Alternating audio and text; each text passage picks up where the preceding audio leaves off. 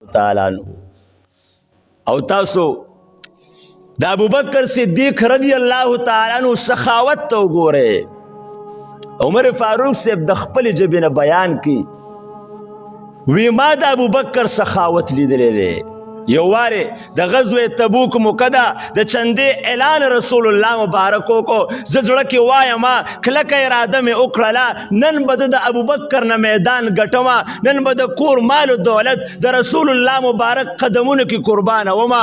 د الله په لار کې به نن مخکې ځیم په مال و دولت کې. لاړم د کور ټول مال و دولت می په میز نیم کو، نیم می روچت کو، رسول الله مبارک ته مخې ته کېښودو.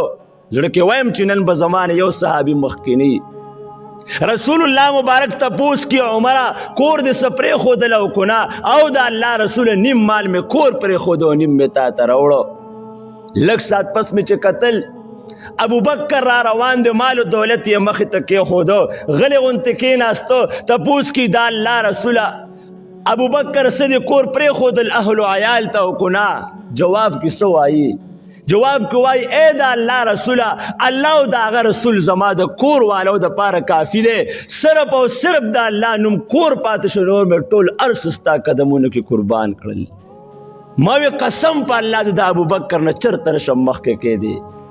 ابوبکر کې چې کم سخاوت دی دا سخاوت چرته دله زه د نه مخکې کېدی په دې کې نشم هغه. نو محترمو د نبی علیه الصلاة والسلام یار غار چې ورته ویل شي، یار غار په لومبني